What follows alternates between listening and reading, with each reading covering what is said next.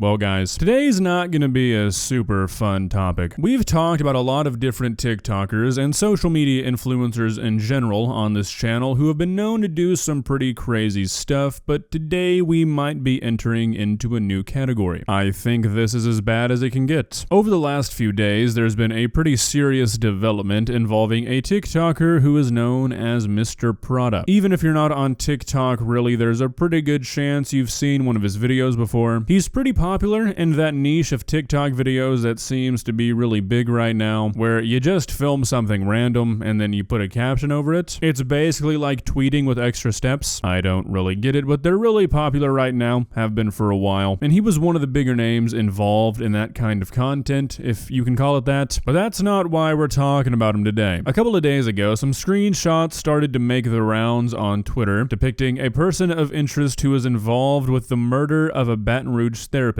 Pretty quickly, a lot of people started to think that these pictures resembled Mr. Prada, and rumors started to spread that he was the one who did this. And it did not take long for us to get confirmation that this person was in fact the TikToker Mr. Prada. Earlier today, as of recording this, Terrion Thomas, also known as Mr. Prada on TikTok, was arrested on suspicion of aggravated criminal damage to property, resisting an officer, and unauthorized use of a motor vehicle. Now, you might notice that missing from these charges is anything that has to do with murder.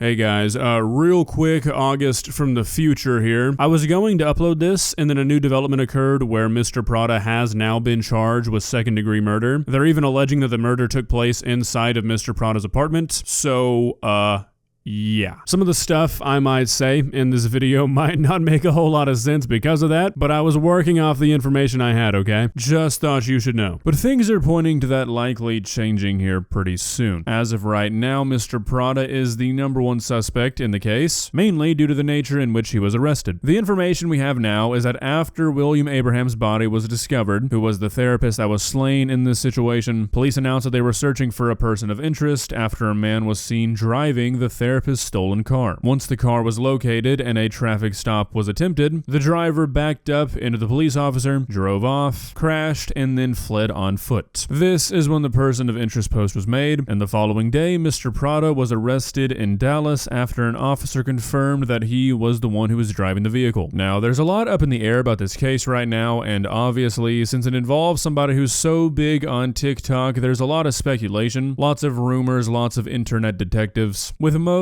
of the talk surrounding this case being about why Mr. Prada might have done this. Now, just a quick heads up, we're going to be talking about some relatively heavy stuff here. This is not going to be my typical haha, look at this dumb TikToker who did something stupid kind of TikTok video. It's a little bit more serious than that, so just keep that in mind moving forward. This is not going to be something that's fun to talk about, but I do still think that it's important because unfortunately, some of the aspects of this situation are really tales as old as time. We're going to be talking about some things that most people have probably heard or been told multiple times before, but they're things that you can never really get too many reminders on, and I think this situation is a pretty good example of that. So with that being said, let's not waste any more time. Let's begin. Please subscribe. So as I was saying, the main thing that people seem to be talking about in this situation is why exactly Mr. Prada would do this. This is a guy who is presumably making a pretty good amount of money making these TikTok videos. Young dude with his entire life ahead of him. Why is he getting tied up with the murder? Well, the answer that a lot of people are pointing to is a pretty unfortunate one. William Abraham, the man who was murdered, was arrested in 2015 and accused of inappropriately touching a minor. During a counseling session, an 11-year-old boy accused Abraham of touching him inappropriately. Now, the charges ended up being dropped because the kid ended up recounting his statements, so the case was never actually brought to trial. But people did some digging, and they found that Mr. Prada happened to be 11 years old, which has led a lot of people on the internet to believe that that is the reason that Mr. Prada is involved in this, that he was the child involved in that 2015 case. Now, I'm not here to speculate or anything, but I will say just from a human perspective, that is kind kind of a crazy coincidence, but there's a very real possibility that that's all it is, just a crazy coincidence. The defense attorney that represented the therapist in 2015 said that it was not Mr. Prada in the case, and the DA who handled this case said this: "While there was a probable cause for an arrest, my office had to determine if the evidence supported our burden at trial, which is proof beyond a reasonable doubt. This matter was under review by my office for approximately 2 years. After considering all available evidence, the best interest of the child, and the lack of any inculpatory statements by the arrestee, we declined to institute formal charges." Now look, for most things, I'm generally of the opinion that the justice system is a pretty sacred thing. It is far, far, far from perfect, don't get me wrong, but I feel like for the most part, when a person is found innocent of something, or if a person is found guilty of something, we as a society kind of need to respect that, otherwise shit kind of starts to fall apart. However, I'm also of the opinion that generally the average 11-year-old has no motivation to lie about something like this, and that a kid recounting a statement is not evidence that a person is innocent. Now, I'm not saying that it's evidence that he's guilty either, but it does seem a little bit suspicious. Now, maybe that's me being a bit hypocritical considering what I just said about the justice system, but sorry, human nature is human nature. Can't help but find that kind of weird. But, like I said, this could all just be a coincidence. I'm trying not to speculate, but I can't really not allow myself to find certain facts about the case kind of strange. But at the end of the day, the guy could have just bought a stolen car, or he could have just stolen the car. A person running from the police when they know they're driving a stolen car? Really not that hard to believe. There's a very real chance that he had no idea the car he was driving belonged to a dead person. I mean, generally, if you're gonna murder somebody, you're probably not gonna steal their car and drive it around afterwards. That would seem like a pretty stupid decision. If you really think about it, it kind of starts to make more sense that the guy just bought a stolen car, or stole it himself, and didn't want to get caught, and that's why he ran. However, there's another aspect of this situation that's leading a lot of people to believe that Mr. Prada might be more involved in this than just stealing a car. With this story coming out, a lot of people are looking back at the TikToks that Mr. Prada has made throughout the years with sort of a new set of eyes, and a lot of people seem to think that there were signs that something like this could have been brewing for quite some time. The one a lot of people are sort of jokingly referring to, I think, is this TikTok where he was practicing his mugshot because this year he might make somebody meet God. Without the context we have now, this video would just seem like somebody joking about kind of being on edge, having a rough year. But now that he's involved in this, you've got to look back and wonder how much of the stuff that he was saying was really a joke. Which is really what I was referring to earlier when I said that stuff like this is important to talk about, even if you've heard it 100 times. You never know what's going on in a person's life. You never know what they're dealing with. Stories like this are far too common, where a person is putting out cries for help, the signs are all there, but they're the funny person, so it's taken as a joke, or there's just nobody there to step in and be like, hey, what's really going on, man? Now, let me be very clear here, okay? Please do not take me saying this as me saying that you should try and take it upon yourself to try and save social media influencers when you think they're reaching out for help. Like, seriously? Please do not do that. Parasocial relationships are real. You do not know these people. It's not your job to save somebody that you've never met. This is more of just like a general thing when it comes to your friends and family. When the signs are there, don't just ignore them because your friend has always said stuff like this, or your brother has always joked in this manner, or anything like that. If the signs are there, if a person that you know is saying stuff that's concerning you, just reach out. The power that a single conversation, a single text can hold with a person is insane. Now, let me also be clear here. It's not your job or your responsibility to be looking out for another person's mental health constantly. I feel like a lot of people end up getting sucked into that, and that just does way more harm than good. At the end of the day, people are responsible for their own actions, and while that might be kinda hard for some people to hear, that's just the truth. You can't save a person who doesn't want saving, and you shouldn't be trying to. I'm not saying that you need to make it your life goal to go and save everybody you're connected to. That's not what this is. There's no guilt to be had in not reaching out. There's no guilt to be had in not knowing what was going on in somebody's head. If somebody goes out and does something drastic like this, unless you directly had a hand in making it happen, it's not your fault. All I'm saying here is that if there's somebody that you care about and they're doing some stuff that's concerning you, there's no harm in reaching out. But there is genuine harm in thinking that it's your responsibility to save another person. That you have to go in, you have to fix everything. That somehow if something goes wrong, if something tragic happens, it falls onto you. It's your fault. I know it might sound like I'm kind of going back and forth, and I'm not trying to be contradictory, but there's a fine line between being a friend friend who is trying to do the right thing and being a person who is putting themselves into a role or a position that they do not belong in. Now, I'm bringing all this up in the context of this situation for two reasons. One, because like I was saying, the power that a text or a conversation can hold can really be something pretty incredible, but also, if the power isn't there, that's okay. If you go through the videos that Mr. Prada has uploaded or the ones that were re-uploaded, I don't even know if his actual original account is still on TikTok, you'll see a lot of comments of people saying like, we should have seen the signs, somebody should have done something, and that's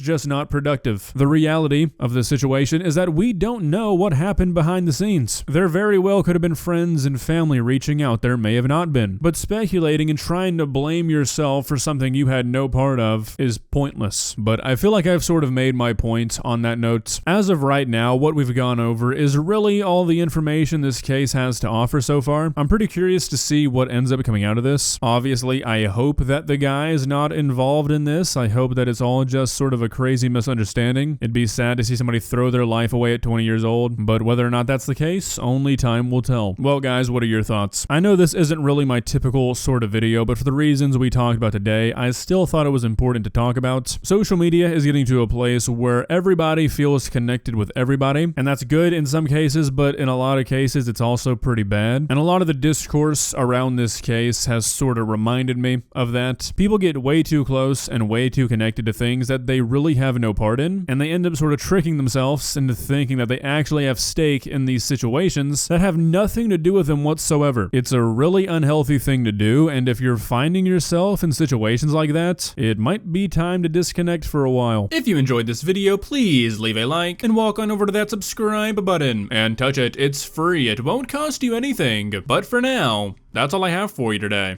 Bye.